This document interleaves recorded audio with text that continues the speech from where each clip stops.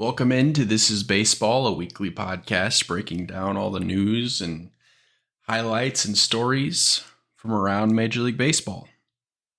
We are about a week from September, and you know that in baseball, September is the final stretch of the regular season. Those teams that are kind of on the cusp of getting into the playoffs are trying to make their final push, and the teams that are currently holding a playoff spot are just trying to keep that and clinch a playoff berth. There's been a huge shift around the league with the standings, starting with the New York Yankees, who have completely fallen off, and they're currently on an 8-game losing streak. Now 17 games back from Baltimore in the American League East and 9.5 back in the wild card. It's looking more and more likely that the New York Yankees are going to be sitting at home watching baseball from their couches come October. And I would imagine that the New York Yankees are likely going to be moving on from Aaron Boone. And I think at this point, it's probably time for them to think about moving on from Brian Cashman. Brian Cashman has been with the Yankees as general manager since 1998. And he has only built one World Series winning team from 2009. Obviously, the Yankees won World Series in the late 90s while he was GM, but those were not his teams. The Yankees have not been to the World Series since 2009. So, the New York Yankees, I think, really need to consider moving on from Brian Cashman. Listen, you have 25 years with the New York Yankees. Honestly, I'm impressed that he has made it this long, considering the complete lack of success in the last 14 years.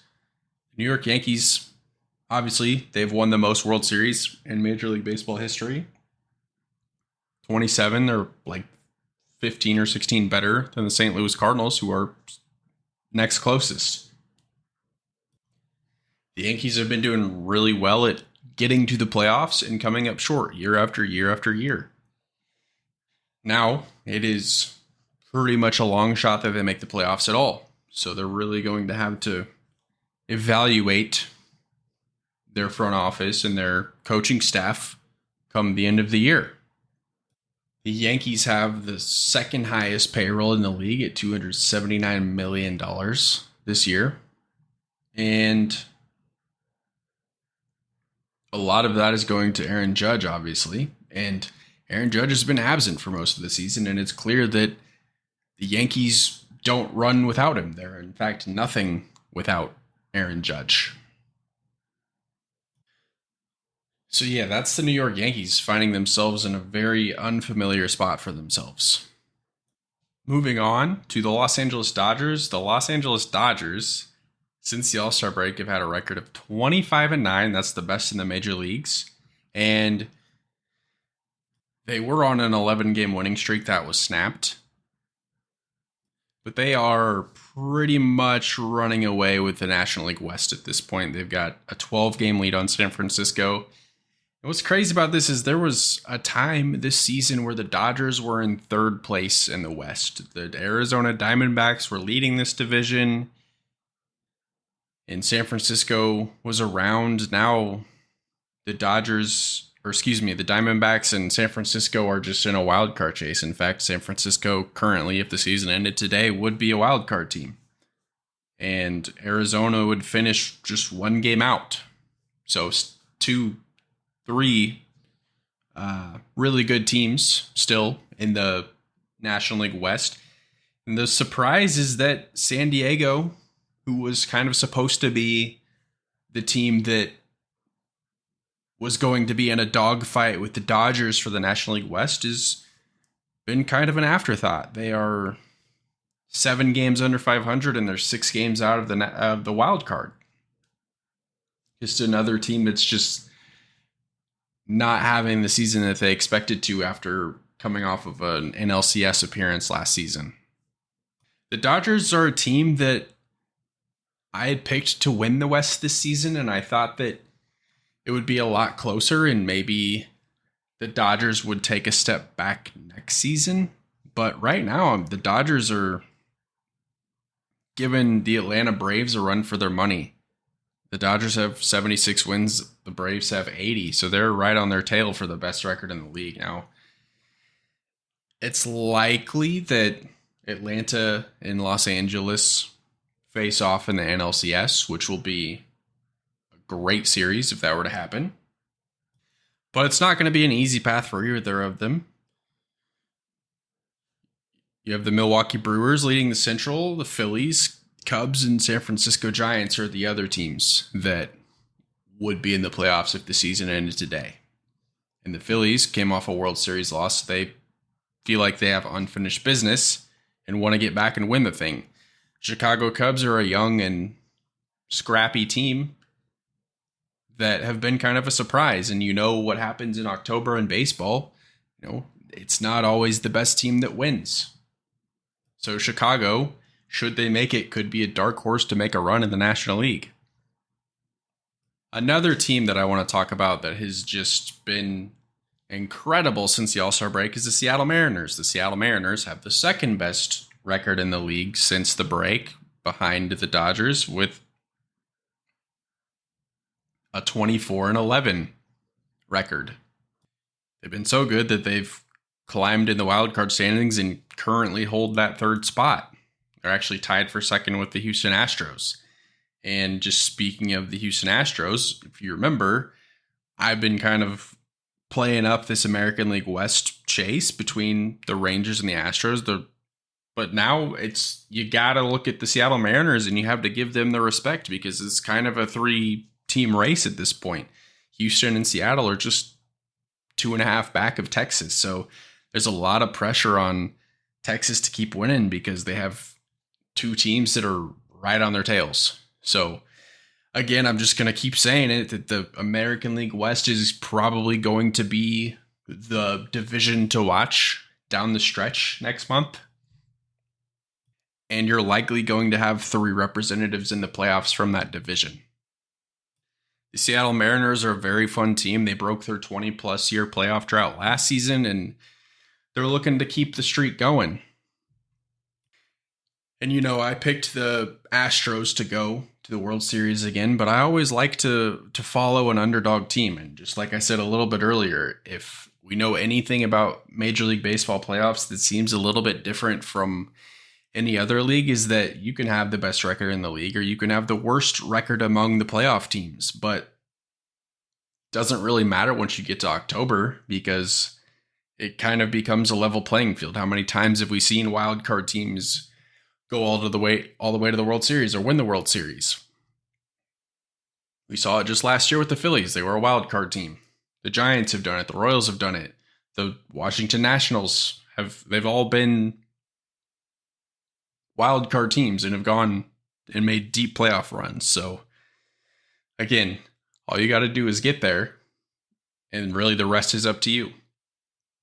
This season overall has been pretty fun to watch. We have a lot of different teams that have been in the mix. Obviously, with Baltimore leading the American League East, you have Texas that's back to being a good baseball team, and then just talked about Seattle as well.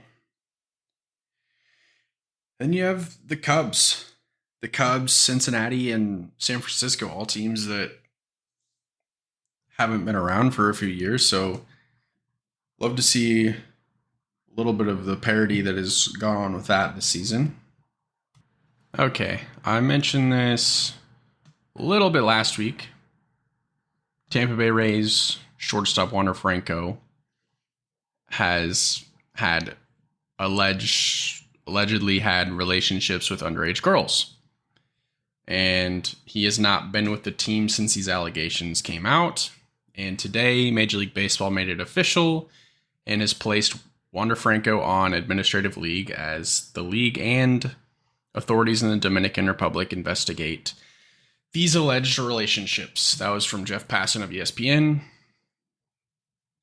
Wander Franco's administrative leave has now been made official, and he will be on leave until further notice. So we don't know when he'll be back, and he will continue to be paid and accrue service time while he is on administrative leave. Now, him continuing to be paid has raised a lot of question marks. How can you continue to pay somebody that is like this, allegedly doing something like this? And this makes the most sense. These are still allegations. There's no evidence right now to say whether he did or didn't do it. So putting him on the administrative list until they conclude this investigation is the right course of action for Major League Baseball.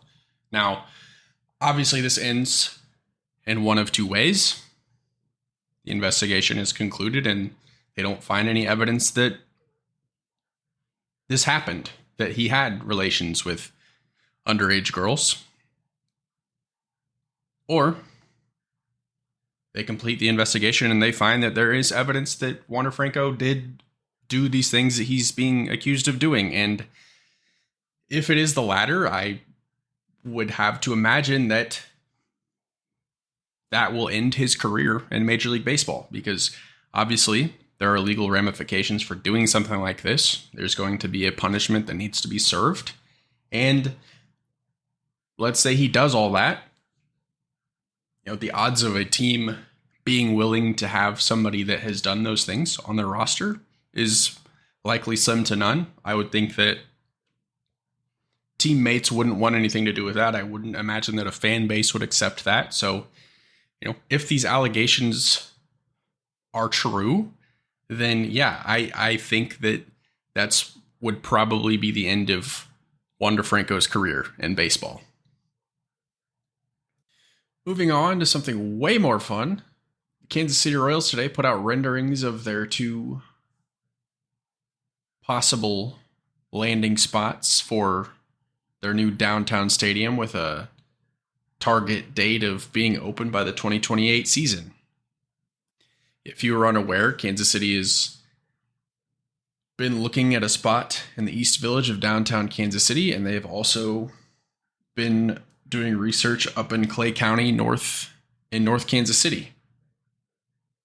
A lot of people in Kansas City have been up in arms about the idea of a new stadium, saying that Kauffman Stadium is perfectly fine and we don't need to change or we don't need anything new. And while I love Kauffman Stadium, I think that it is time for a new baseball stadium in Kansas City. I think it's obvious that baseball does really well downtown. You can look at the St. Louis Cardinals, the Atlanta Braves, the Cubs, the Colorado Rockies, all have downtown setups that are really good for them and create something that people can go to 365 days a year. And that's what the Royals are looking to create with this new park and district. Now, and looking at the renderings that came out today, I honestly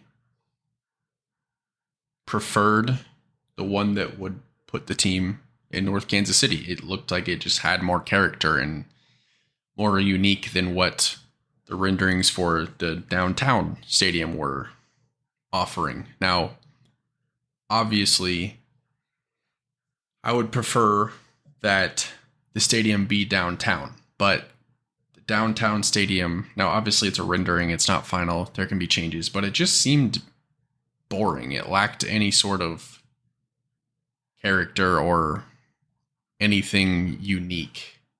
So, and maybe they will do something with it, but honestly, in my opinion, if they used the Clay County renderings and put that one downtown, that would be way better in my opinion. We should know in the near future, hopefully, where this ballpark is going to end up. That's all I've got for you today. Hey, if you're a football fan, I have a new podcast for you. It is called the Football Kingdom Podcast. It is hosted by myself and Tyler Mallon, and new episodes are out every Tuesday. We have 3 episodes out right now, just kind of gearing you up for the regular season. And yeah, like I said, those will be out every week, and it's just going to be a recap of the games and breaking down all of the news that happens throughout the NFL season. Again, that is the Football Kingdom podcast, and you can find that wherever you listen to your podcasts. Also, if you are on social media, you can find This Is Baseball at This Is Baseball _ on Twitter, or you can find us on Facebook and Instagram with the same handle. I will leave a link for the football podcast and our social media in the description. See ya.